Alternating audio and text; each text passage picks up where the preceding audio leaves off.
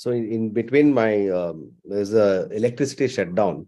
So sometimes I might go off, but I have backup just few seconds. Aap thoda ek कीजिए.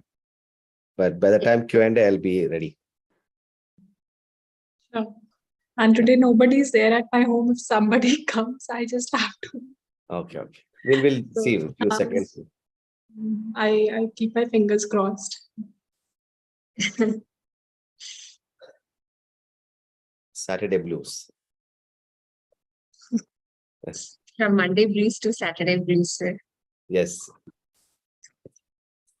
Climate change. This is also work change.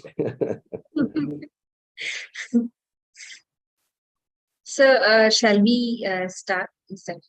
Yeah, give me 1 minute. I'll switch to. Yeah, this is fine. I think I'll go with. Yeah, go ahead, please. It is fine, no? Audio. Yes. So I'll connect with hotspot. Yes. Okay. Namaste and a very good afternoon to all of you.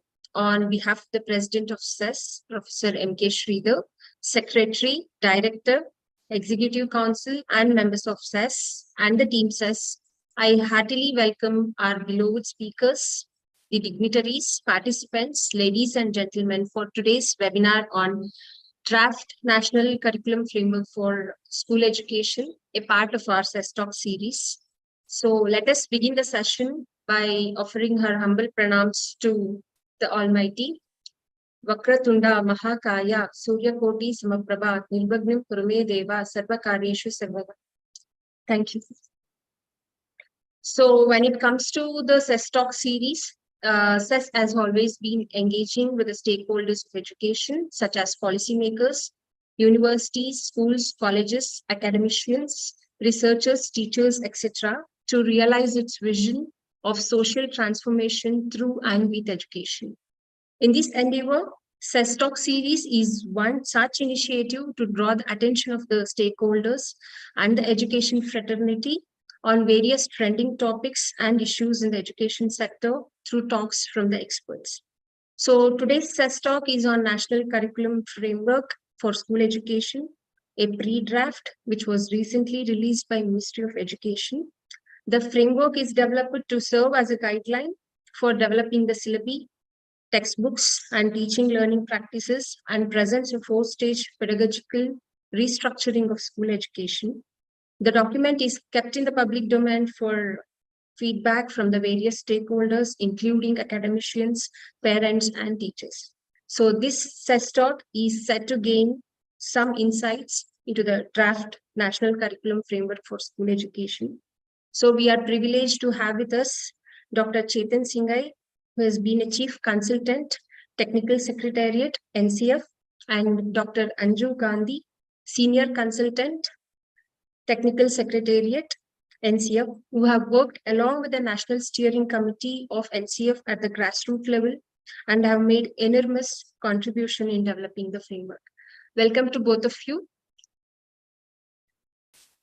So Dr. Chetan Singhai is an alumni of JNU, New Delhi, and former associate professor at Ramaya College of Law, Ramaya University. He is a receiver of prestigious Erasmus Mundus scholarship to pursue Masters in Lifelong Learning, Policy and Management, joint degree from University of London, University of Aarhus, and University of Deusto from Directorate of Education and Culture, European Union. Dr. Chetan is a recipient of the Social Justice Medal awarded by the Ministry of Law and Justice, Government of India, for his service towards human rights and women empowerment by the Honorable Chief Justice of India in 2007. He has been nominated as a member of the committee to finalize the draft National Education Policy 2020 constituted by the Ministry of Human Resource Ministry, Government of India. Currently, he is a faculty at Chanakya University, Devanahalli, Bengaluru. And we also have with us Dr. Anju Gandhi. She has more than 15 years of experience in the field of teacher education. She has been participating actively in research and academic activities. She has published various research papers in the field of education and have guided several students for research work. She was member of State Focus Group, DCERT, Karnataka, for writing position paper on value education and in NEP 2020. Her key areas are education philosophy, value education, guidance and counseling, pedagogy of commerce and economics, teaching learning material. Dr. Anju is presently the Senior Consultant of Technical Secretariat, National Steering Committee, NCF, and Academic Consultant at SSRVM Trust. Welcome to both of you. Now I request Chetan sir to take over the discussion. Over to you, sir. Namaste. Surrendering myself to the Almighty. Thank you so much, Narani, for that elaborate introduction. And also thanks to CES for taking this initiative, a timely initiative to disseminate what the draft national curriculum framework is. And based on this, I'm sure there'll be a lot of engagement and discussion. And my colleague, Dr. Anjuji, will also take you through some of the aspects of the draft document. So what we thought was we will do it like a more of a panel rather than a one-way dialogue. So in musical term, it's a jugalbandi that we are going to attempt. I hope it will be lively for all of you to discuss further. The first part is divided into the intent behind the draft national curriculum framework, subsequently how the draft is also aligned to NEP and the processes. And then the second part will go in details about the draft per se. Third part is about the various aspects associated with school curriculum, which are like school process and culture. And the final component is the how the way forward of this document is to be. So the first slide on the screen that you see is this NCF, unlike the previous NCF, is immediately backed by a policy document. That's the first important point that all the educators here must be thoughtful about, that we had the national education policy in 2020 and the NEP 2020 also clearly states that we must have a NCF in the document per se. In fact, the draft National Education Policy 2019 clearly states that there ought to be NCF led by NCRT in the document itself. And hence, what we see today is a tangible outcome of that particular vision that was set forth. So there is a lot of thinking behind this NCF. I'm not saying the previous one was not, but there was a policy backup, because the previous one was 1986 reference document that we had, but here there's a quick reference point to lead to, and hence there's also systemic interventions beyond curriculum in this NCF. Second point is the syllabus, textbooks, and other supplementary material that are also emerging. And we recently saw on February 20th the launch of Jadui Pitara, the magic box, where it is itself a symbol of diversity of the country and the vastness of culture that we have. For instance, since we are speaking from Karnataka, to give an example, Jadui Pitara also has Chetpatna toys, our own the land of toys. Wooden toys are part of the magic box and goes up to various parts of the nation, and the box itself is a symbol of diversity. At the same time, the box also sends a message. The magic box or Jadui Pitara sends a message that textbooks are not the only way of learning, teaching, etc. I'm sure Dr. Anjuji will add more to it from her teacher education perspective, how critical they are for shifting a textbook into making the hands as a means of learning. So that's why I always see this as the 3H: head, heart, and the other H, which is with regard to Anjuji. Want to add the other H? I completely slipped my mind. So the 3H's come together, right? It is very, very important that they come together, especially the head and the heart should work together. And then the capacity building programs are also thought through, which are also reflected in the draft national education policy.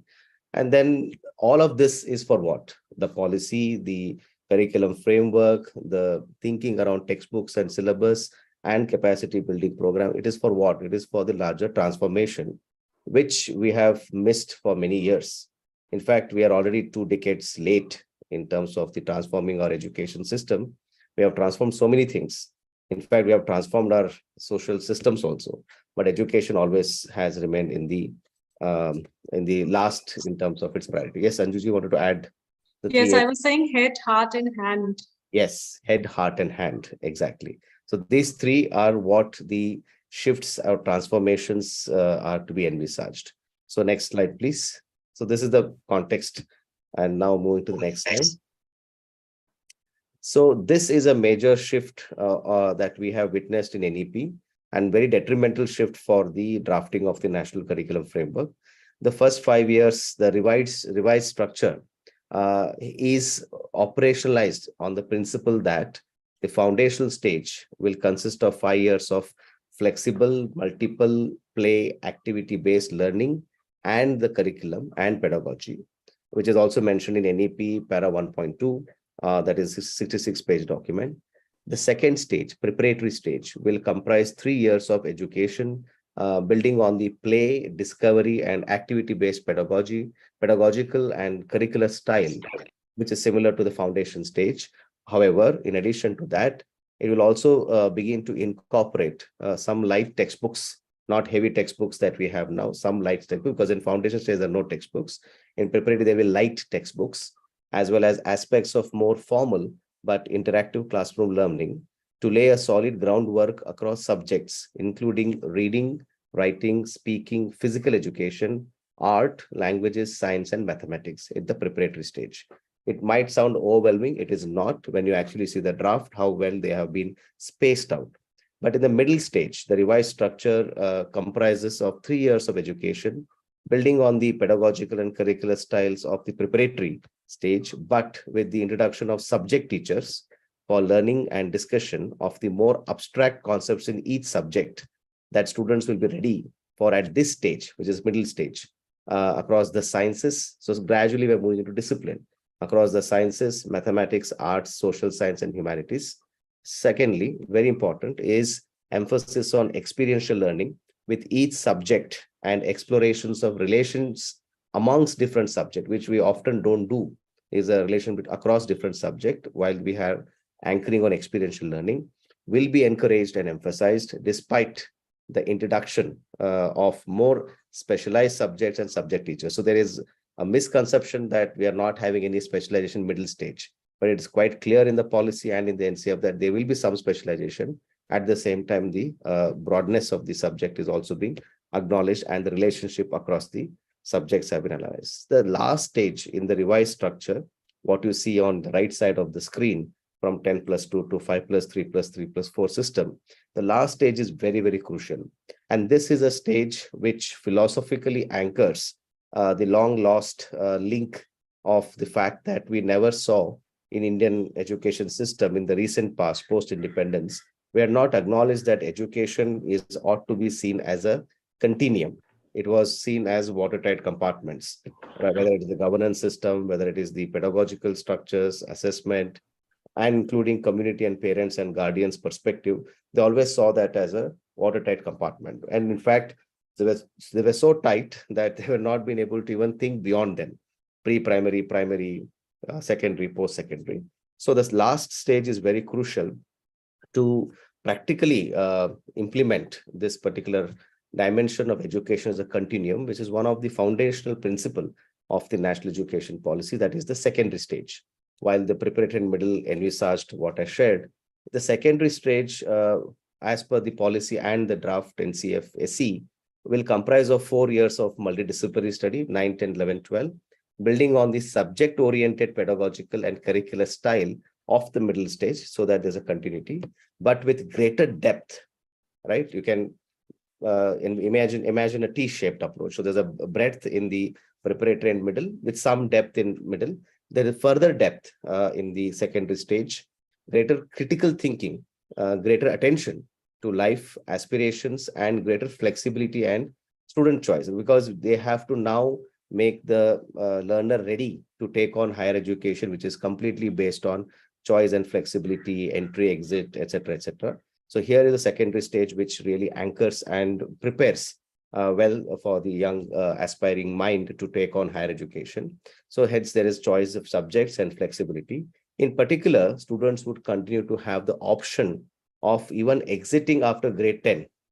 Of course, we can discuss that eventually, but please make this point as an important point for discussion, and re-entering in the next phase to pursue vocational or any other courses available in grade 11 and 12, including at a more specialized school setup, if so desired. So if you see the transition from this 10+2 to 5+3+3+4, there's a lot of thinking, there's a lot of logical perspective, philosophical perspective of this shift. And hence NCF, backed by this recommendation, brings a lot of new pedagogical and curricular structure, which is where we all need to debate and discuss and contribute the thought process. Next slide, please. So the other component is this: when the previous slide set the vision, sets the aspiration, sets the logic for how the NCF is to be envisaged. But often two of the other NCF are the blind spots for most of us, because what we see NCF is more of school education. But what is envisaged, the National Steering Committee headed by Dr. Kasturirangan sir and the other distinguished members, they are being tasked to work on 4 curriculums. One is the foundation stage curriculum and school education, which is actually same in the sense they're one entity, but for the sake of rolling out for procedural purpose, they have been divided. So one, the foundation stage, the first one is already out. The second one is a school education, which is ongoing, which is what we're discussing today. The other 2 are very important. See, when I mentioned education as a continuum, we have to also say education as holistic. And when I say education is holistic, when we talk about formative assessment, when we talk about choice, flexibility, guidance, etc., teachers' capacity and capability is very, very important. So here is an opportunity to have a holistic curriculum framework, which will also have a teacher education curriculum framework, which is going through major change in India today. And Dr. Anjuji is a PhD in teacher education. I'm sure she will add more value to the discussion on that part. The 4th one is also important because we were exposed to various literacy missions, and the adult education merely became the 3 R's: reading, writing, and arithmetic. But now with this revised structure, with the new hope of this transformation that we just spoke in the last few minutes, adults who are part of community, guardians, parents, extended neighborhood become very, very critical for a experiential component of a school transformative exercise that is going through. So adult education is going to go beyond the 3 R's. It is much more holistic, much more critical in terms of making this transformational sort of pathways for school education. So all the four are on the anvil. One is done. Second one is under preparation in the draft stage, which we're discussing. The other two, that is teacher education and adult education, also expected in a few months from now. Yes, next slide, please. Now, the next slide is very critical because many a time the ownership of a new document or a new policy is not taken that seriously, because first impression that we have is it really a policy which is inclusive? Is it a policy which has accepted concerns of various stakeholders on the ground? Is it really able to accommodate democratic perspective that we expect that policy should be? Here is a data, a fact sheet in front of you.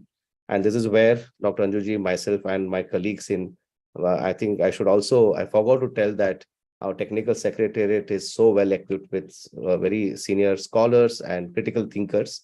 And we all were actually applying our head, heart, and hand onto this position papers. So if you see the perspective here, the profile, there were more than 500 papers from 32 states and union territories which were solicited by NCRT, and over 4,000 experts wrote on 25 themes.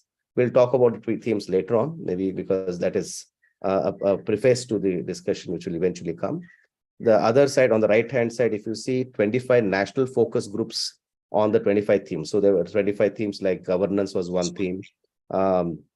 Then we had themes which are on science education, social science education, various themes, 25 themes. Some were cross-cutting and some were core themes. So there were national position papers written by experts in the country. And at the same time, there were 1,550 district consultation report, DCRs, at a district level, all uploaded onto the portal, accessible to us and the core team. And mobile survey were also solicited, 1.3 lakh.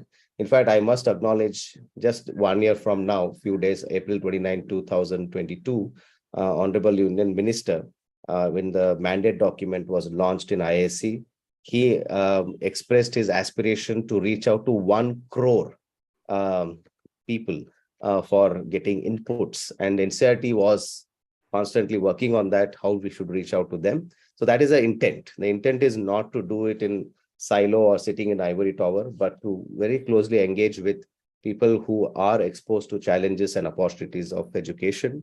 Then extensive consultation. I must acknowledge of many consultation too, which were very thought-provoking. Of course, there are many, but I'm just for the interest of the time and as an example. We had a consultation with an NGO called Arpan in Mumbai, who work on overcoming the challenges of child abuse in school education or school setup. And then we had also consultation with various other institutions. I'm sure we'll add it in discussion. So in a sense, this, as the NEP is holistic in its approach for transforming education, the process is also equally foolproof.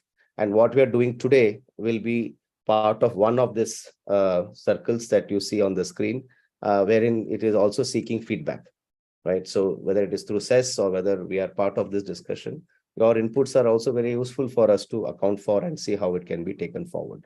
So essentially, it is a 360-degree perspective, as they say in management, to see maximum reach out in order to make this holistic and inclusive. Next slide, please. Next slide.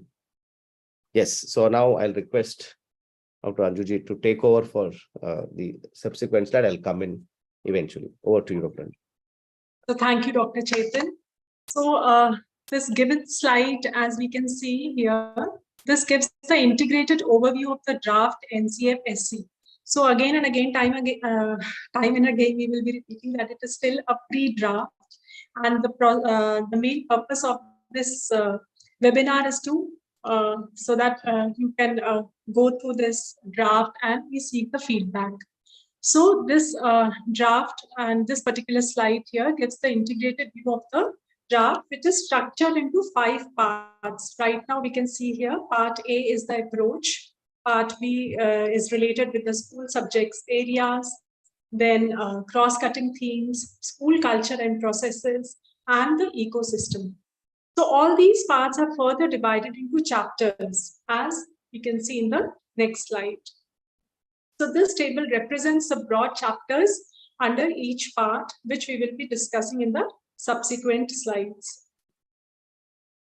So now the pre-draft is developed based on the vision of the National Education Policy 2020 to enable its successful implementation. The overarching objective of this NCF is to help in positively transforming the school education system of India as envisioned in the policy by bringing positive changes in the curriculum, including pedagogy. Now, this draft promises to bring to light the aims and commitments of the NEP. Now, these aims are there to help change practices in education and not just the ideas. The 5+3+3/4 curricular and pedagogical structure of school education is reflected in the learning standards, the content, the pedagogy, and the assessment approaches. Now there is integration across subjects while developing rigorous subject understanding and capacities.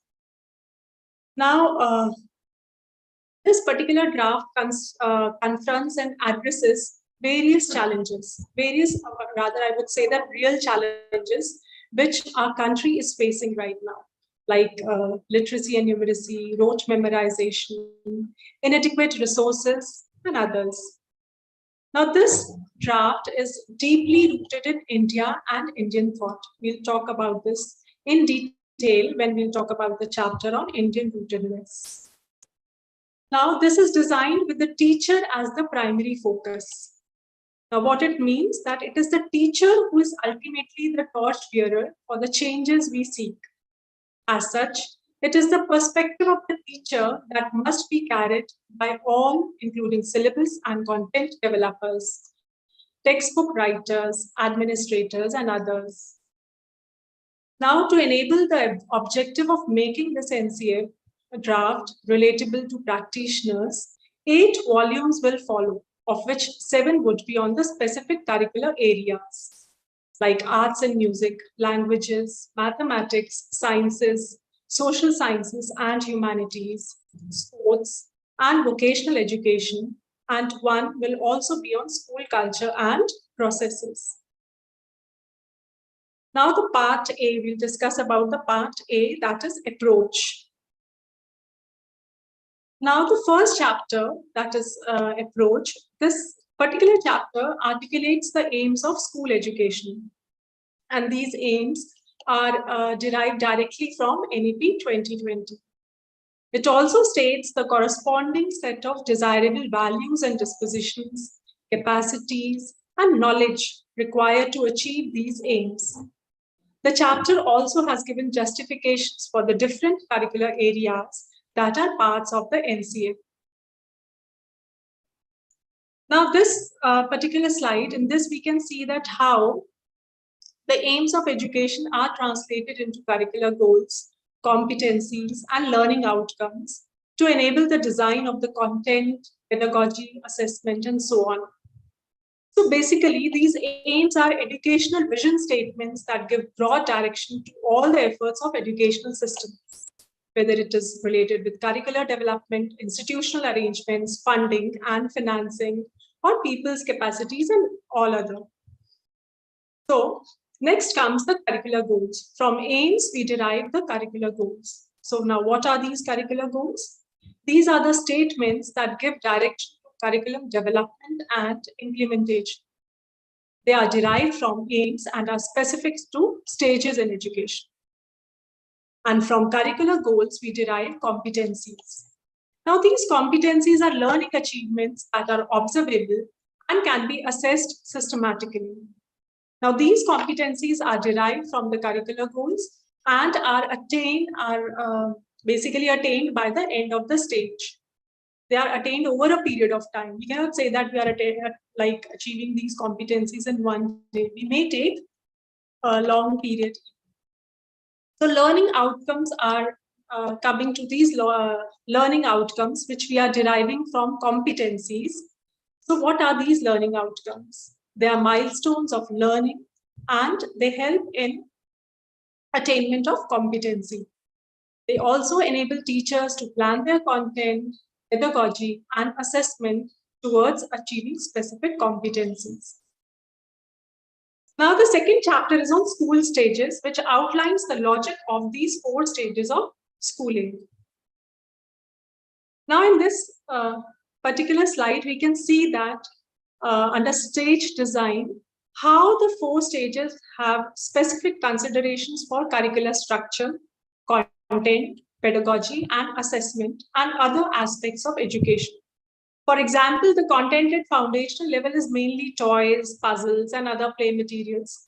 Whereas when the child progresses to higher stages, the shift is more towards the textbooks, then engaging the child in unfamiliar context and situations. So here in this particular slide, we can see that how the progression is taking place. Now coming to the stage design of secondary stage, I would request Dr. Chetan to take over. Thank you.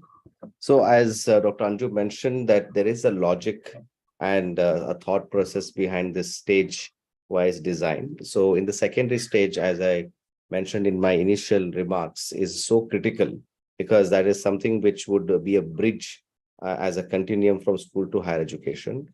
The secondary stage consists of 4 years of multidisciplinary study, during which students will be offered a range of courses, including essential courses, which all students must take, choice-based courses, which each student may select, and vocational education, arts, and sports, which will be an integral part of the curriculum.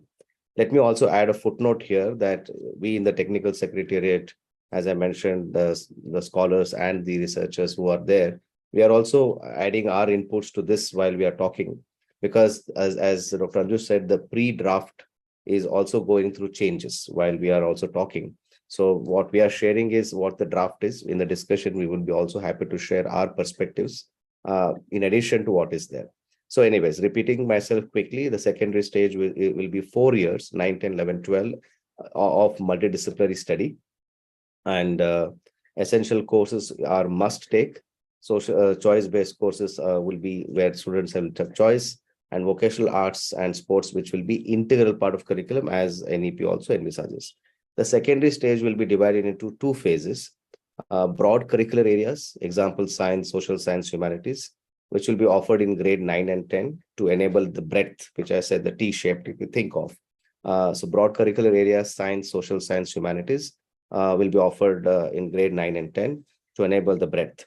Learning standards are defined for this phase, and it is expected that all students attain these learning standards.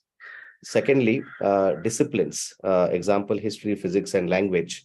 Earlier, what I said about science, social science, humanities are broad curricular areas. Here, there are disciplines, history, physics, and language within each curricular area. So curricular will be meta, disciplines will be within that meta entity called curricular areas. So disciplines within curricular areas will be offered in grade 11 and 12. So there are broad curricular areas in 9 and 10, disciplines within each curricular area, that is various disciplines like history, physics, language will be offered in grade 11 and 12 to enable the depth. So curricular areas, breadth, disciplines, depth. The students will have choice in selecting specific areas and disciplines, and they can make these choices based on their interests or their future plans, either in the world of work or in higher education after the completion of the school.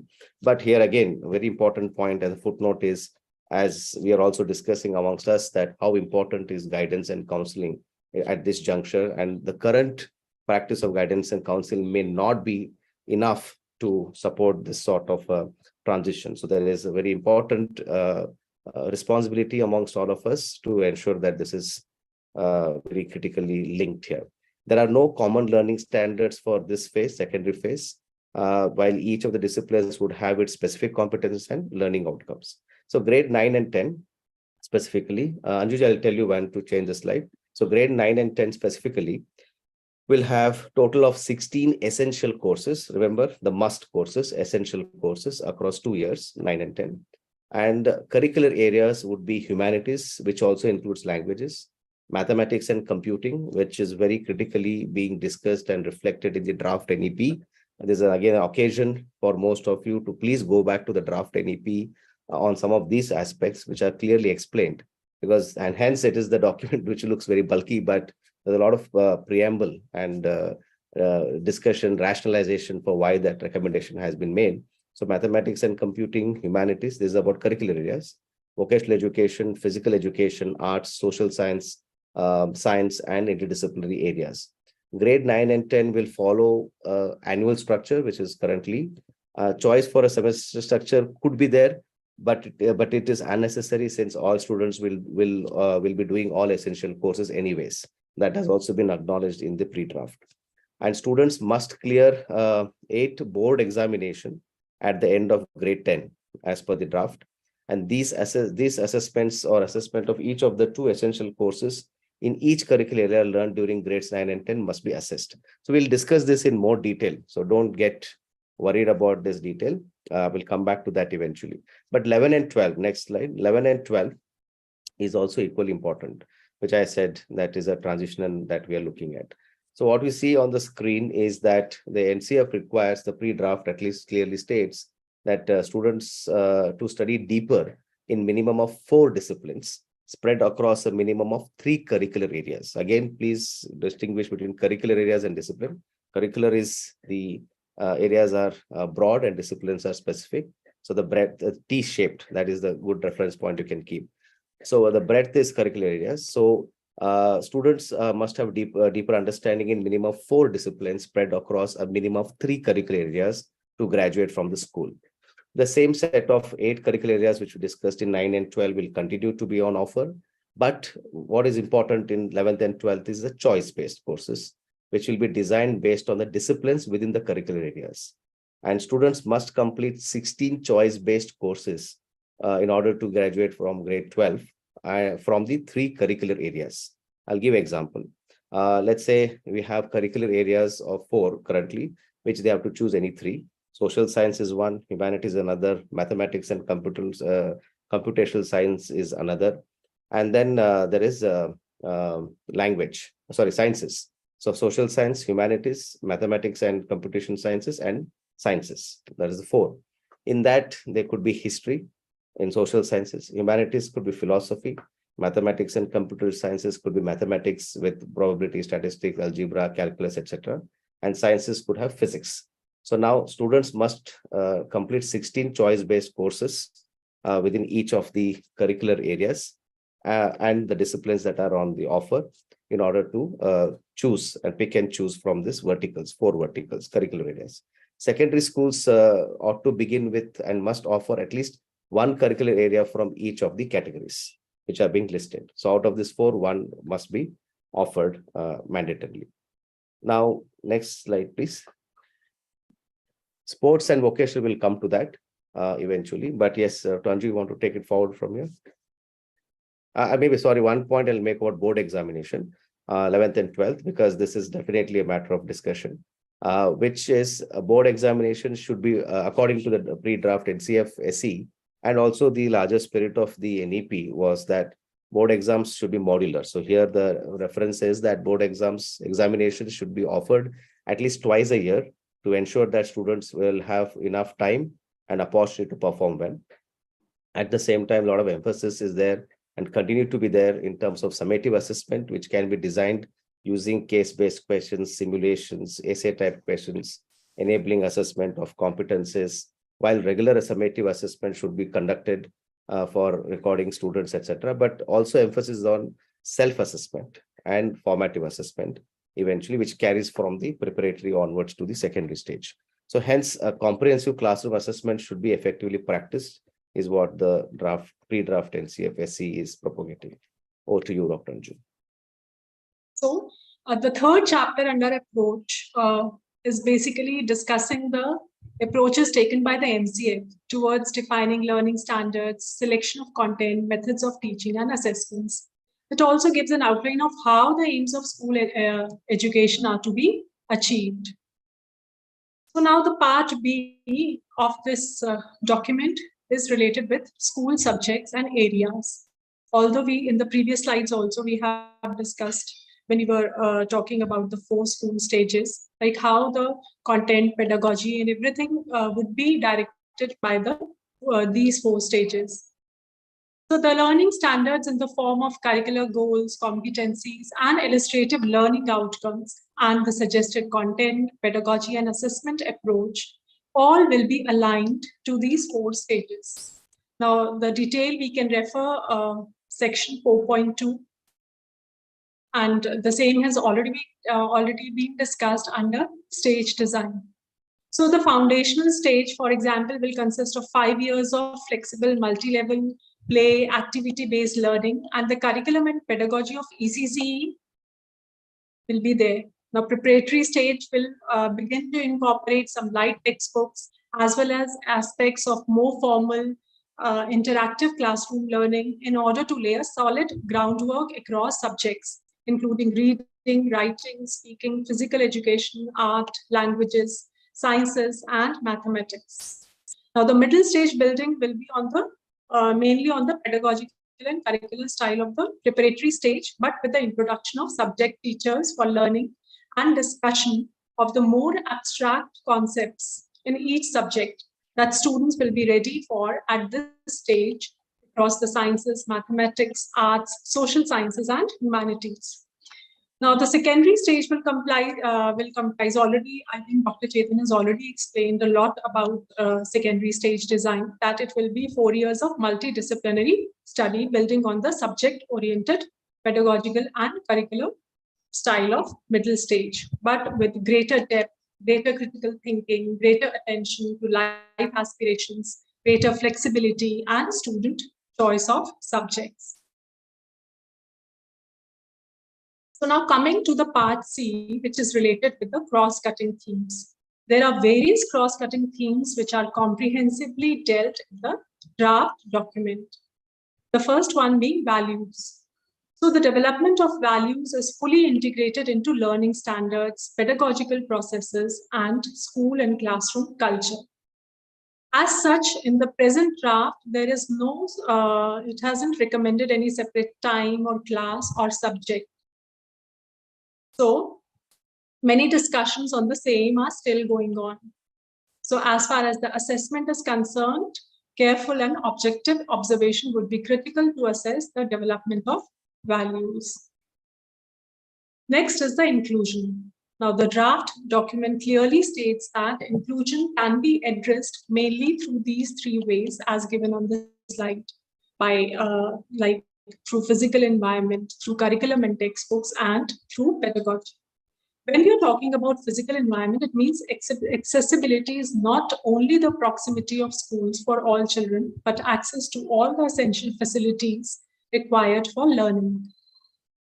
So connecting students' lives and personal experiences with the content that is used in learning resources could be in terms of language, vocabulary used in the textbooks. And when we are talking about the pedagogy, efforts need to be initiated to recognize and address discrimination and bias that occurs in the classroom. Learning materials and resources used in the classroom could also be designed to cater to the needs of diverse learners, particularly children with special needs, children with specific learning disabilities, and to suit multiple learning paces. So coming to the next cross-cutting theme, that is information and communication technology. Some of the highlights from this chapter are given here. Again, I would say that it is very difficult to give all the highlights from this 628-page document. So we strongly recommend that all should go through this draft and give your feedback related to specific sections. So when I'm talking about information and communication technology, this chapter states that it should be used for providing self-assessment, creating educational, valuable, relevant content. And the draft strongly states that it would be appropriate to integrate, to use ICT from the middle stage onwards. And the direct access to digital content on the internet might not be appropriate for young children. Besides, it also talks about integration into various curricular areas such as arts, physical, and vocational education. Coming to guidance and counseling, this draft mainly talks about it as a support in the attainment of educational aims. As far as scope of guidance and counseling is concerned, it is mainly related with health and well-being of the school community. This is one of the most crucial needs of growing up that requires careful addressing by the schools. Then, here we can see that, just excuse me. Yeah. Take it forward. So in the guidance and counseling component, what is critical is that how that support is being built in order to facilitate the attainment of educational aims, number one. Further, right now, counseling has been largely seen as sort of an entity which would engage with issues of slow learning and struggle, barriers for learning, etc., etc. But here there is an additional sort of expectation that it should also work towards not only learning outcomes and making learning effective, but also to enable the environment in which this learning occurs. So that is something which is very critical, but at the same time dependent upon the overarching environment, which is subsequent slide. That is how learning about the environment itself. One is the school environment, and other is the engagement with the world around us. So that for that, I think even what we discussed in the previous slide about, or the current slide on the screen, which Anjuji is going to see now, is critical that guidance and counsel becomes a link, the inner world and the outer world. That is one good way of looking at how this could be envisaged in school curriculum as well. So that is something which Dr. Anjuji was sharing, but of course, she will add further to the health and well-being component, which is very useful. Please, over to you, Anjuji. Yes, thank you, Dr. Chetan. So it is very, very important that while we are making some important decisions about the school, we need to consult the guidance and counseling personnels who are there in the school while devising the policies, the programs, and the activities. So a lot has been talked about it, and we had several consultations also in which various vital inputs related to guidance and counseling came into account. So now coming to this next chapter, that is environment. So learning about the environment is an integral part of this NCF. It is reflected again in the form of learning standards at every stage as part of pedagogical processes across stages, and also they are integrated into curricular areas. Now, values related to environment like collaboration, respect for diversity have to be demonstrated by adults in the school so that students develop them as well. Now, coming to this chapter, rootedness in India. This is very, very important. In fact, this entire draft is highly rooted in Indian thought. So, learning about India and situating learning in the child's context, both local and national, is an integral part of this draft across all stages. And this again has been reflected in the form of learning standards, in the form of pedagogical processes. If we go through this draft, we'll find it, and also as a fundamental principle of content selection through the stages and across curricular areas. For example, if you see the draft, when we are talking about the concept of child development, we have related it with Panchakosha, the different sheets of the personality. Then when we are talking about modes of inquiry and nature of knowledge, nature of knowing, we have related it with pramanas and so on. So in this way, various Indian knowledge, thought and practice has been integrated in this draft. So over to you, Dr. Chetan. If you want to add something, you may add. Oh, I will come back to that in the discussion. Yes. Thank you.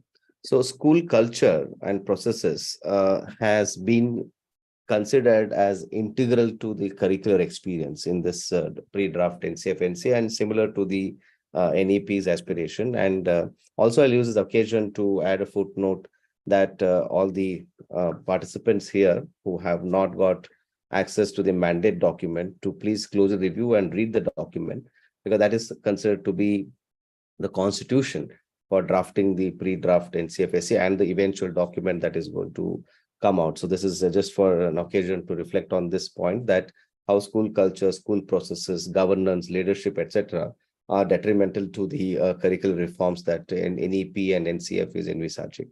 So what is school culture according to the pre-draft NCF?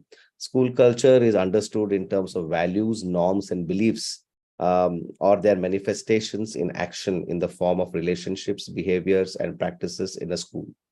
So in essence, there are three larger components which are being reflected in the draft when you read it. So this is an act of giving you what we call the trailer for the document, because in an hour it is not advisable. Also, it is not easy to summarize, but I'll just give the header. The three components under school culture with this larger meaning, which I just shared. One, the first component is relationships, which refers to how the school staff, students, and the other stakeholders relate with each other. Second, symbols, that how these symbols are about various kinds of visual displays that we find in schools, whether it's a notice board, whether it is this exposure of the blackboard itself, what appears there, etc. Pictures and paintings in corridor and so on and so forth, which further sort of influences values, norms, and beliefs. So that is also another way of looking at. So relationships, symbols, and arrangements and practices. These are about arrangements, for example, seating, and practices, for example, who participates in which sports, related to various classroom and school processes, which signals the kind of culture the school stands for, and so on and so forth. But unfortunately, the draft also clearly says, it highlights the unfortunate scenario. The draft states that unfortunately many schools seem to pay little or no attention to this important aspect of school culture. Either they don't see its value, or they don't put it in necessary effort required behind that. But school processes, next slide. School processes is also extension of the culture, and rather supports the culture, is that every school has certain processes which are in place, which ensures two things. One, smooth functioning of day-to-day activities, and enabling the school to progress towards the achievement of curricular goals. So, for example, the school must decide how they are going to make use of the available resources, time on a day-to-day basis, as well as over the year. The autonomy is very critical for them. So school processes in the pre-draft NCF SE have been also categorized as the three components or categories. One is the curricular processes in terms of school processes, which have direct effect on learning. Second is curricular associate processes that have significant but mediating effect on learning, especially, for example, processes for teacher professional development, which is very, very important. And third is organizational processes that enable the visualization and smooth functioning of the above two processes, which are the curricular and the co-curricular. But now the question is, for example, in organizational process, school development plan is important, and mobilizing and allocating resources is important. But there are certain aspects of the pre-draft NCF SE which we are within our technical secretariat also critically discussing. So there was an instance of the school must have the rank holders being propagated and publicized, etc., which is antithesis to NEP. So this is an example for you that this document is not final. This document is not all perfect per se. It is in the public domain for feedback. Maybe I'm preempting Anjuji's point on this, that there is a lot of inputs expected from the public at large to strengthen, to consolidate, and to have this vision taking this particular point forward. So we have also shared our thoughts that maybe we could overcome this as an example, which I just shared. Similarly, there are many other points we are also adding to it in terms of revising and revisiting a particular perspective that is there in the pre-draft NCF SE. But mandate document is a reference document for the draft NCF SE to come forward. So over to you, Dr. Anju. So coming to the part E, that is ecosystem. So the curricular implementation of this NCF requires several actions around development of content, pedagogy in the classroom, and assessment of student learning. And all this is within a strong and enabling school culture. Now, for all this to happen, a supportive ecosystem is essential. Now, this particular section describes the kind of ecosystem needed for the implementation of the NCF, right from the availability of adequate infrastructure and resources to criticality of teachers, role of academic and administrative functionaries, parents, and community in making this happen. So safe, barrier-free and adequate physical infrastructure must be available as per the prescribed norms. This is what this draft strongly states. Now, buildings and equipment must meet safety standards as per the law. Adequate budgets and utilization for infrastructural development, infrastructural maintenance, and teaching learning material must be available. Teachers must be empowered in different ways in line with NEP 2020. Professional development of teachers must be such that they become competent and reflective individuals. Now, this is very, very important that it has emphasized on teachers to become reflective individuals with the ability to drive educational improvement. Now, academic functionaries also have an important role to play with respect to school visits, on-site support, continuous professional development at the cluster level meetings, in the development of innovative learning materials, as well as the development of pool of academic resource persons to support teachers. So when we are talking about role of administrative functionaries, now they have a very critical role in ensuring appropriate budgetary allocations for all aspects of resourcing, availability of teachers, timely supply of teaching learning material with regular monitoring and review of progress. Also, communication with parents needs to be frequent and ongoing. In fact, it states that parents should be treated as equal partners in the process of child's education. So now to conclude this, now it needs to be kept in view that this is just a pre-draft of NCF SC, which still requires several rounds of discussion within the National Steering Committee. So given the diverse needs of students, multiple pedagogic approaches, learning teaching material at different stages, it is very important. In fact, it is felt that we need to take feedback from all the stakeholders of education. In fact, from everybody, from students to parents, teachers, teacher educators, experts, scholars, professionals, and public and the general public at large. So now here we can see that while we are giving the feedback, it is very, very important that we mention to which particular section we are referring to, because there are various sections and recommendations of this draft. So we look forward for your feedback latest by 12th of May at this given email address. Anything you want to add, Dr. Chetan? No, I think my only humble request to all the participants is please give feedback, critical feedback. That is how a document can go far and wide and deep. So please give as much as possible your inputs and feedback. That's my only request. Thank you. So, Dharini ji, 1 minute before we have concluded a mammoth document. Actually, it was supposed to be till 4 o'clock. No, for discussion, we are ready to. Now we can open up for discussions. Sir, can we take up questions? I think we have some questions. So it is Vijay Baira Reddy is asking, introducing disciplines in the preparatory and middle stages of schools. Education looks more like putting children in a watertight. I can see that, Dharini, I can see that. No yes, sir. Yes.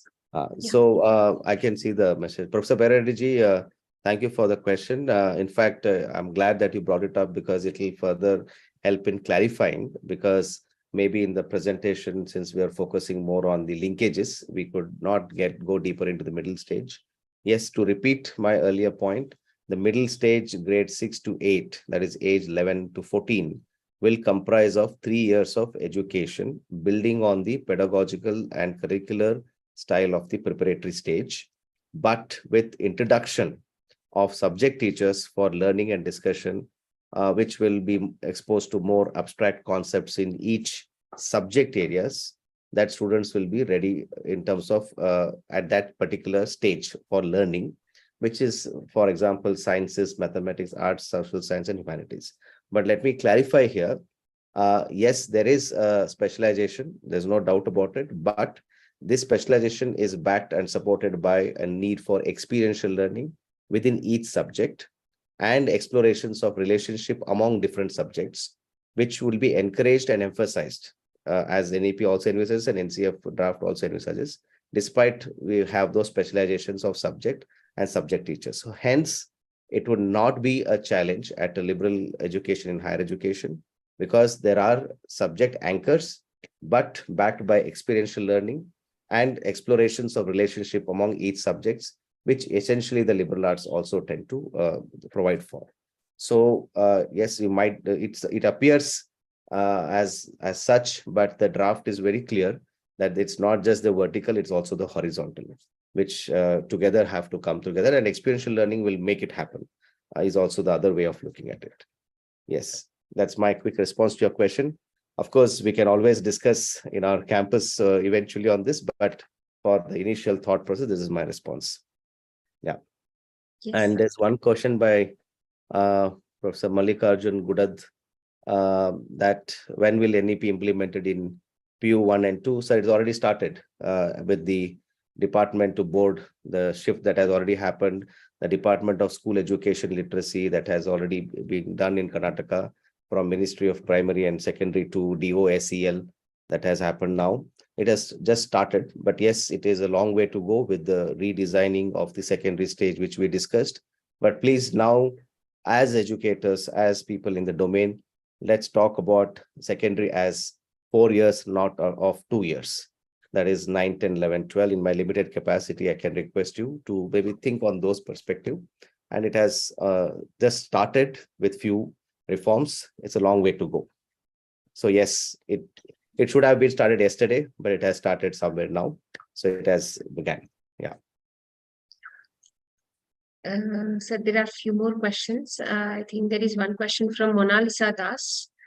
Is there any specific provision for teacher training? What is the USP of You can take that. Is there any specific provision for teacher training?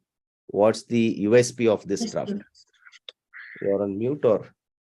Yes. So it has given few recommendations for in-service and pre-service teachers, although, but we are really looking forward for NCFTE, because whatever is being said here in NCFFS or SC, majorly it depends upon what will be there in NCFTE for the teacher development.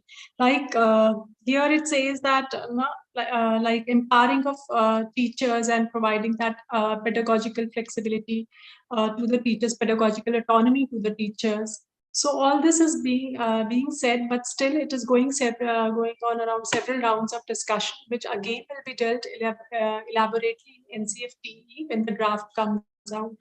That is what I have to say right now. So, Professor Mona Lisa, the USP of this draft, in addition to what Dr. Anjuji said, is that this is a document which is envisaging education as a continuum, not as watertight compartments. That's a very important USP among many others.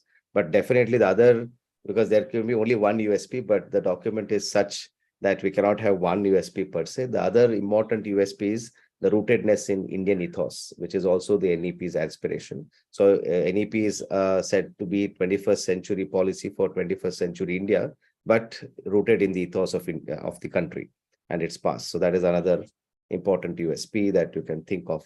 But when you read, you may have many USPs. So, but this is how I would put it in quick response. It also talks about the continuous professional development programs of Yes. teachers, empowering teachers a lot. So Yeah. all this is there in the draft. Correct. Yes. So, Mr. Binesh, why BA BCom is being increased to 4A? That's a policy decision, and that's a long discussion. So maybe a quick reference to this point is that undergraduation must become research based, and there has to be enough depth and breadth over the years, and hence 4 years is considered to be appropriate. And there are other reasons also with regard to continuity for higher education in terms of domains that you want to explore, PhD, etc., etc. But the larger thought process was that there should be a research-based undergraduate program, which was not the case, and hence 4 years is considered to be getting into more choice-based, flexible undergraduate education. But yes, it's a topic by itself. We can discuss that eventually, and we can exchange emails. Dr. Murlidhar LB, is there any initiative which will facilitate the transfer of students upon students' request from one school to another school? The draft NCF SE does not state anything on these lines, but National Credit Framework, NCRF, would be a document that we may consider as a means, because from 8th grade onwards, we will have a credit system. And once that comes in, the transfer could be possible based on the credit, as it is happening with multiple entry exit and ABC that we are looking at. So NCRF starts from 8th grade and goes up to the highest stage of learning in higher education. But it is not there right now. It is not part of the, it's a policy issue rather than curricular aspect currently. But yes, NCRF is there. Maybe you could refer. It's also available on public domain. It's a namesake to NCF, but only thing is it's NC small r and F. So you can explore that. Sunil KE, could you please talk about the language policy? Is it mandatory for CBSE schools in Karnataka to choose Kannada as a second language? See, I'm very weak at this. Maybe I'll request Anjuji to share, because I can only speak from policy. But No, I would say that this is such a topic which is presently involving a lot of discussions in detail. So any point regarding anything to be conveyed regarding language, I think we should wait for the final draft, because again, this particular section is undergoing several discussions within the NSC members also, and in general also. Yes. and with it, amongst ourselves also, the Yes. technical. We are Still, discussing we that. should wait for the final draft to come. So Yes, there's one question related with parents and like any document for the parents. Here I would mention that in this particular draft, there is under Part E, ecosystem, there is a separate detailed section on the role of parents. So that is there again, which will be comprehensively dealt in the final draft. Right now we can see like little bit it is there, but yes, of course, it will be mentioned elaborately. And also we look forward in the subsequent volumes also, because this is just an overview pre-draft. Another 8 volumes subject-wise will be coming. I think which many of your questions which you are asking, you will be getting in the responses to those questions you will get in those 8 volumes, which will be there on different subjects as well as school culture and processes. right. So we have a question from Ravindranath. Can some light be thrown on the shift from interdisciplinary orientation at middle stage to multidisciplinary at the secondary stage? Yeah, see, the NEP has a deep dive perspective on this difference between inter, multi, trans, and interdisciplinary in a sense, because one of the few scholars whom NEP referred to in the liberal arts education section was Professor Saikat Majumdar and many others who have worked on this domain. But in the orientation of interdisciplinarity at the middle stage to multidisciplinary second stage, there is no such shift in the draft NCF SC. In the sense, everything ought to be based on multidisciplinary perspective. And then hence the shift is not necessarily to be seen from this black and white, that inter to multi. It is more about choice and flexibility. It is more about enabling critical thinking, problem solving, creativity, etc. So by choice, when we say it is ought to be more multi rather than inter, Mr. Ravindranath. So that is how it has been conceptualized. But if you think that there should be distinguishing factor between inter and multi in this section, I'll also request Anjuji to add. But if you have any difference that you want to build in, please share that as your comment to the email that is there, and also to CES in your feedback form. We'll be happy to take that forward for discussion. Yes, Anjuji, you want to add something on that? No, thank you. I was going through one question which is related with that BEd, 4-year BEd. So ITEP program is already like there, like 4-year integrated teacher education program, and in detail about what content and everything should be included, it will be there in NCF TE also. So still we are waiting for NCF TE like you all. When we are also looking forward, and again we will be having maybe one more discussion like this on NCF TE. So in that we can talk in detail about that. Yeah. Yeah, sir, could you please elaborate on how experiential learning is added to the subject with example? That's a question by Maltish Gowda. Yeah, experiential learning is considered as what you call the progressive method of instruction, which will help or enable students an opportunity to generate deeper understanding, right? So the subject wise. So what we have to reflect upon is the emphasis on the local context that the NEP and the draft NEP emphasizes, right? So unfortunately, we are having our curricular practices and examples and experiences associated with it from a global perspective. So for instance, here, environment is a very important sort of a link which could help in students going out to the what we call the concept called the world around us, which is what is used in the pre-draft NCF SE. So that is an example that we have a curriculum in science, we have a curriculum in social science and etc. So how those concepts could be taught through field work, through teamwork, group work, visits, etc. And they come back and have a deep dive discussion on that from what they have learned. So essentially, it is how a school, how the curriculum and the school together harness the local context and make this learning more meaningful. That is what is in. So social sciences, you can take them to the nearby fort, museum, etc. to make this more. But the world around us is an important term that you may use that for experiential learning component. Yeah. Sir, Ravi Shankar Pandey is asking whether you can explain once again choice-based courses for class 12, 11 and 12. Choice. Selection of choice-based courses. Okay. So, okay, maybe here it's more conceptual, sir, right now. That is what we were discussing. The NCF requires students to study deeper in a minimum of 4 disciplines spread across a minimum of 3 curricular areas. So as I was saying, there's something called meta, that curricular, and then there are disciplines. So the 8 curricular areas which are in 9th and 10th will continue to be on offer, but the choice-based courses will be designed based on the disciplines within those curricular areas. So now the curricular areas have been defined in the pre-draft NCFSC as 4 parts: social sciences, humanities, mathematics and computational sciences or computation sciences, and sciences.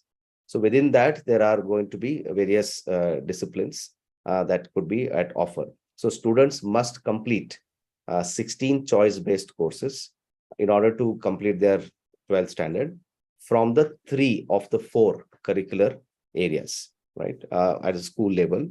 And hence, secondary schools must begin to offer at least 1 curricular area from each of these categories. So that is how the verticals have been thought, but with a horizontal perspective. I hope I have addressed your question. Please, again, read there's a chapter on secondary stage. If at all I am not clear, please do take out some time to read that section at least. Yeah. Sir, I think we can also skip few questions which might not be relevant here. Like someone has asked why schools doesn't provide study leave for doing PhD, unlike college lecturers. No, it's very important, but yes, maybe Anjuji can answer that, but very important actually.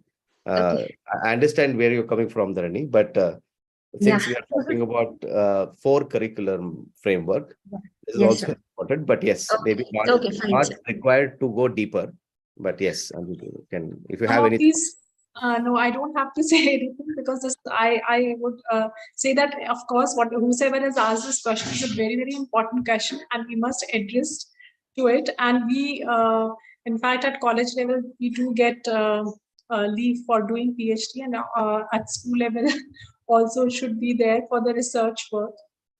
But again, there are certain things which will be clear, and again, I would say that it is too early to comment on this.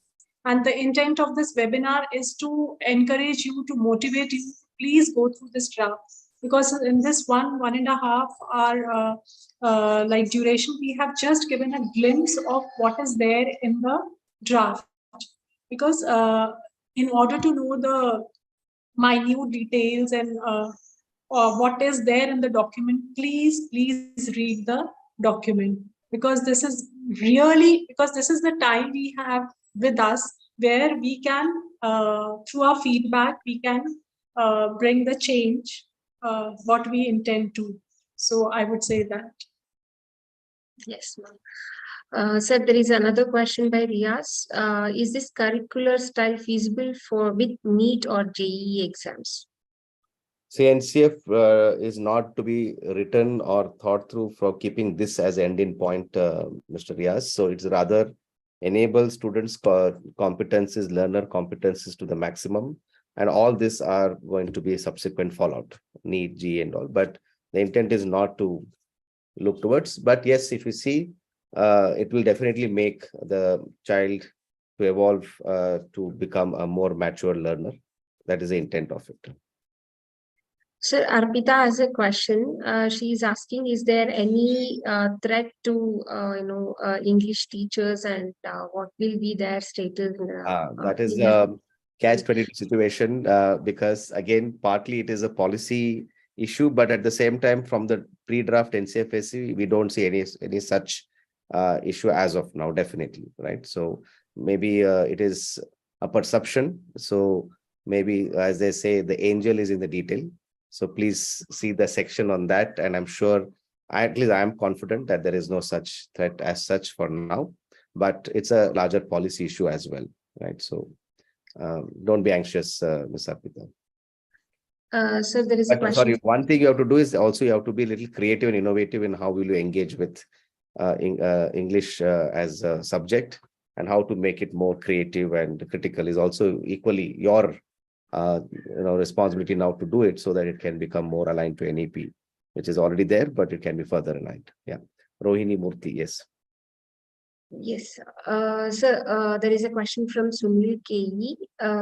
For English medium CBSE schools, what should be their R1 and R2?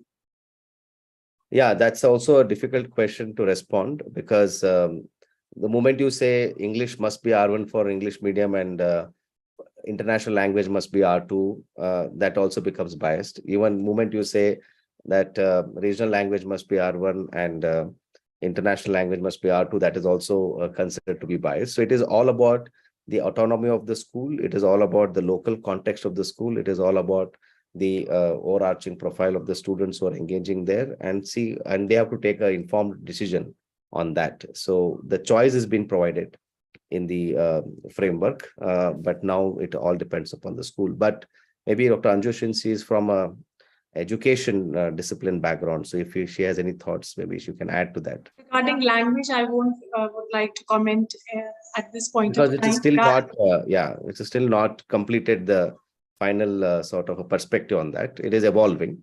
So we'll wait for it. Yeah. So there was one question I could see that regarding involving children with special needs in different games and physical activities.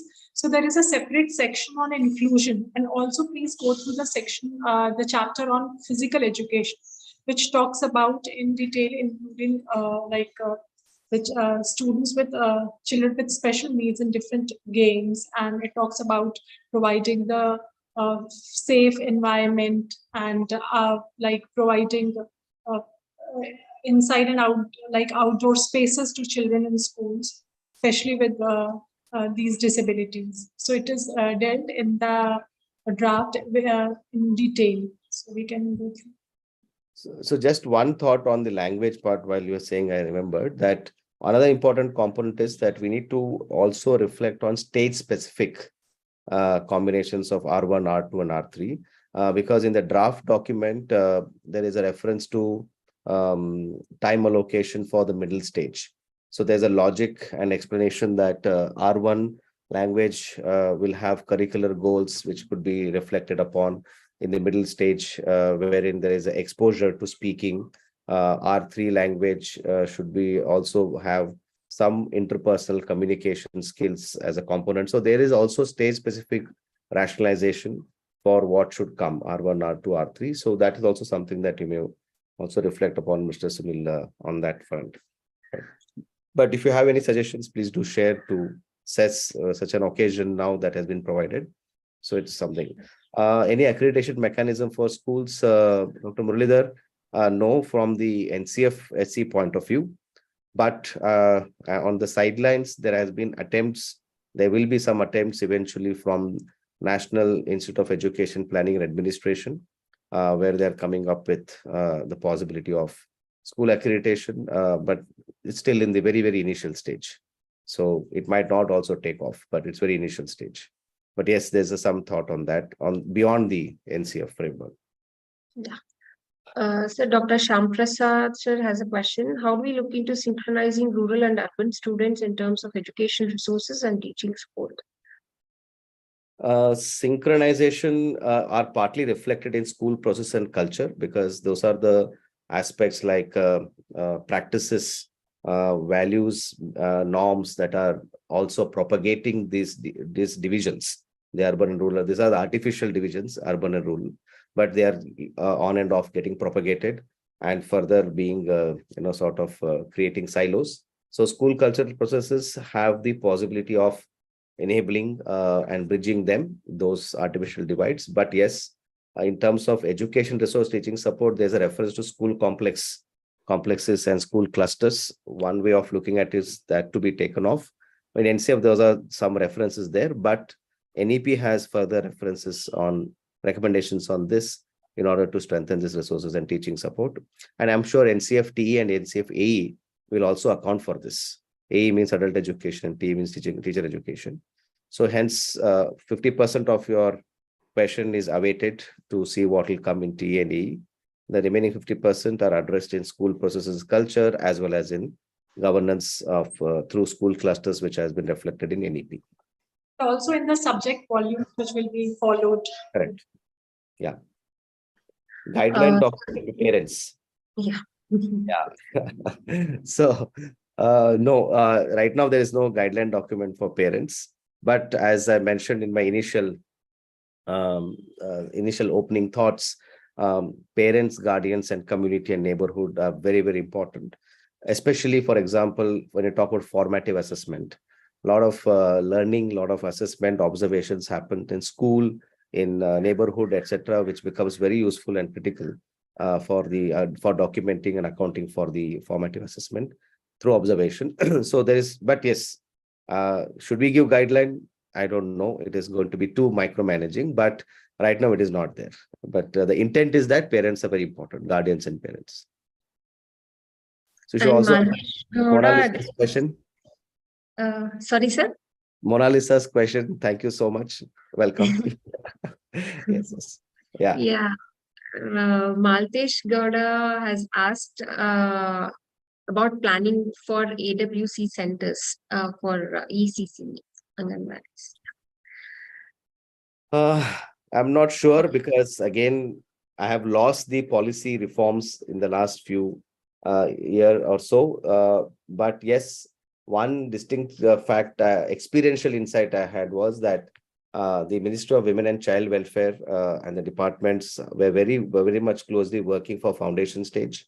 In Karnataka, at least, they were having multiple meetings through the work, very critical work of Azim Premji Foundation that they have worked out to various schools. So they were connecting with these entities. There was some discussion on the planning for AWCs through that. But beyond that, the current one, I'm not aware about this. I'm sorry about it. But there is a intent to bring these departments together. And we had a discussion, consultation, how they would play, because there are many other schemes like ICDS, etc., who now have to integrate with this foundation stage. But yes, if you have any suggestions on how to effectively implement this, please do share or write about it. There's an occasion using the foundation stage document. So Maitri Raja, she has an observation. Bhartiyata is mentioned as a name in the NCF, but is not adequately reflected in the content suggestion. Can we hope to see a better representation in the upcoming draft? Yes, still a lot of discussions are going on this aspect, and many, in fact, a lot of feedback is also coming on this particular issue, and we look forward to it, yes, positively to be integrated in this document. And of course, we welcome your feedback also. If you have any suggestion, please do write to us. So Dharani, the others are more comments. So Yes, sir. like Yes, sir. Veeresh Sambhavanavar has also mentioned about sports, emphasis on Yes. sports. I think that is already there, physical education. But now it is not just sports, it is health and well-being also being integrated.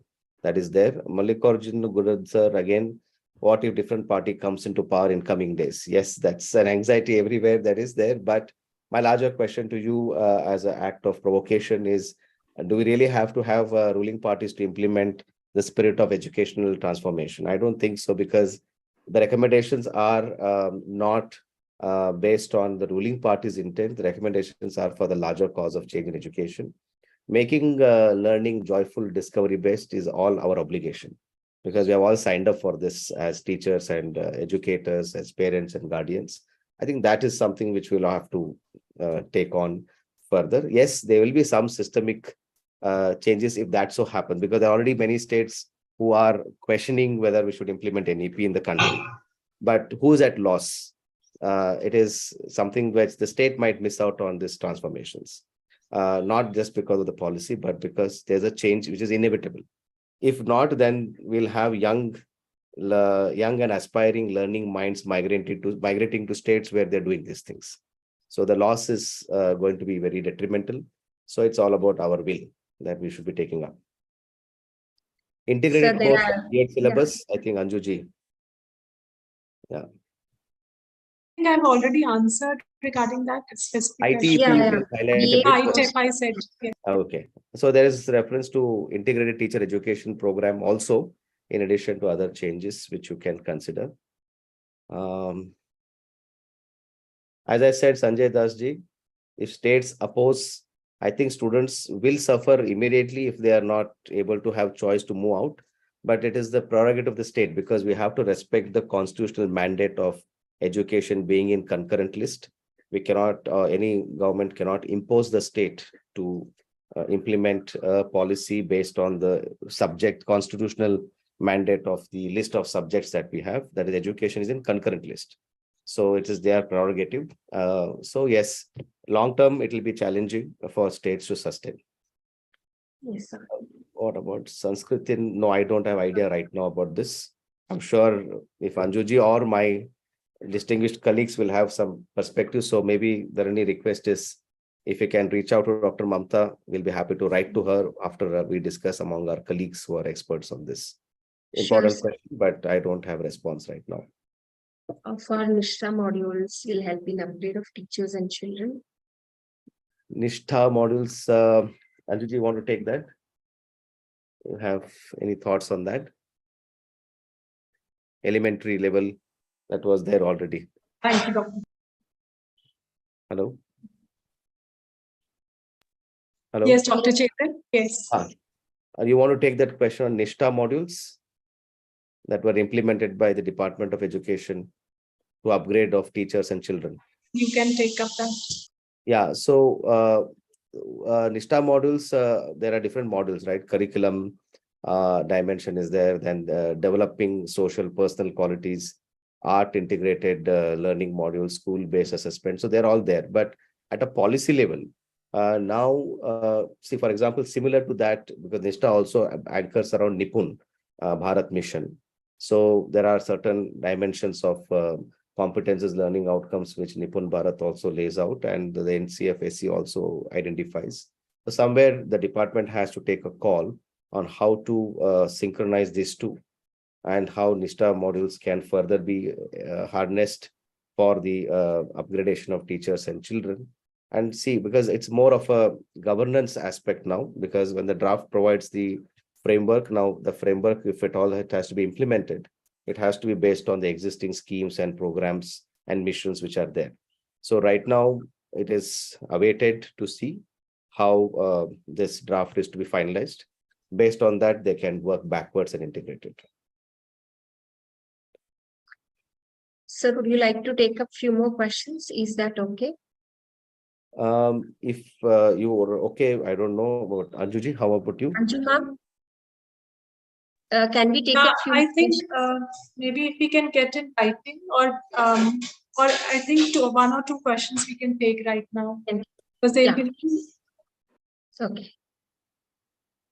Yes, there is a question from Anonymous. Could you talk about provisions in co-curricular and extracurricular activities for physically or visually challenged students? Anju ma'am, I think you answered this question. I Right? already answered Inclusion this section. question. There is a separate section on inclusion and also chapter on physical well-being, physical education. There are a lot of like regarding right from the infrastructural facilities to providing safe environment, and all these aspects have been talked about. Yeah, Dr. Muralidhar LB again has a question. Is there any initiative in the form of education tribunals where parents could represent in the form of grievances against the schools if they do not comply with NCRF for school education? No, NCRFSC cannot become a document which would be non-compliance of that is not a criminal offense. So, and also neither it could be considered as a illegal act because it is it's advisory. It is more of a vision document and a framework. What NCRT will eventually come out using this NCFSC as a basis in terms of guidelines, etc., can be questioned. But will it go to education tribunal or will it just be an act of simple judicial system? Those are all details. But right now, the document per se is like the NEP. NEP is not a legal document. It's a vision document. It is a policy which provides a vision for how education must transform. That's why UGC is coming out with guidelines, draft guidelines.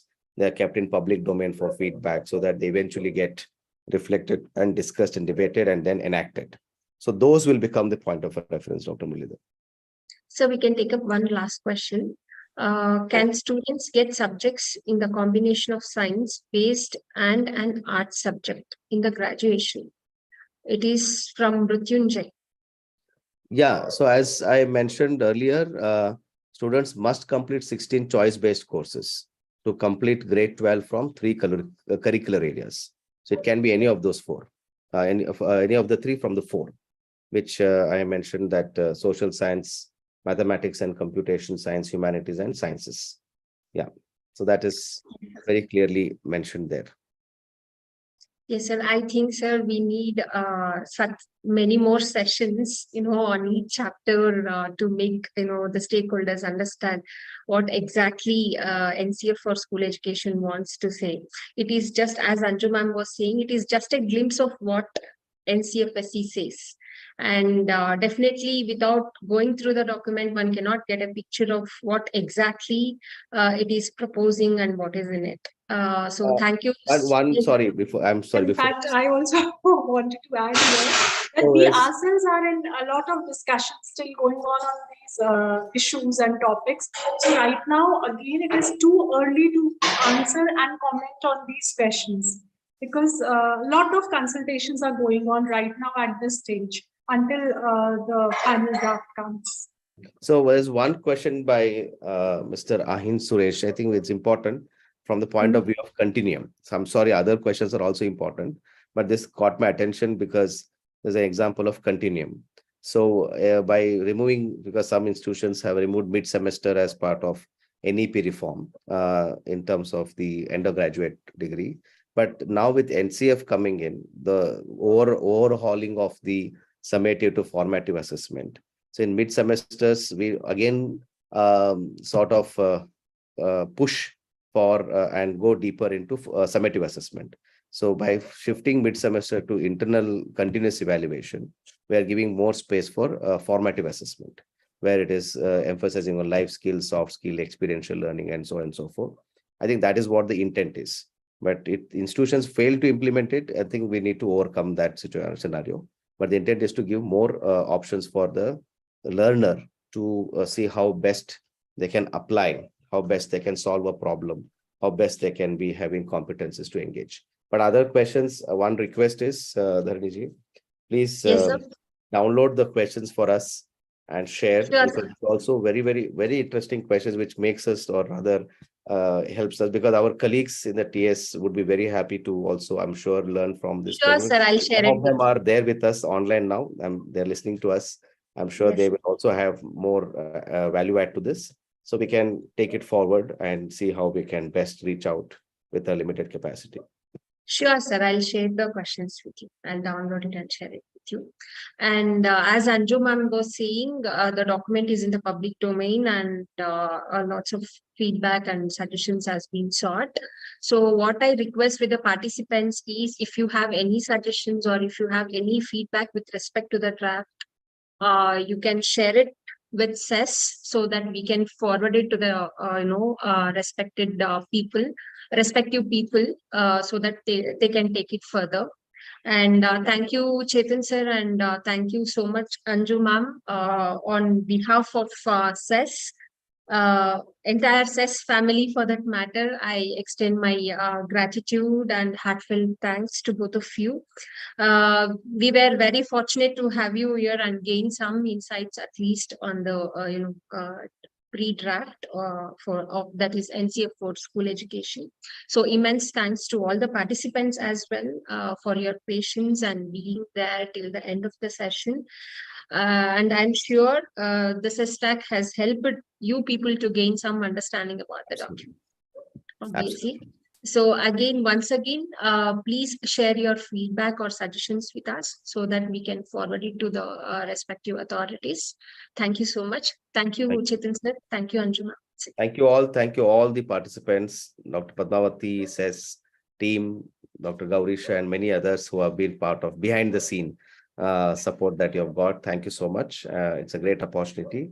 And we will definitely learn from your questions and see how we can further strengthen it. Thank you. Thank you. Thank you.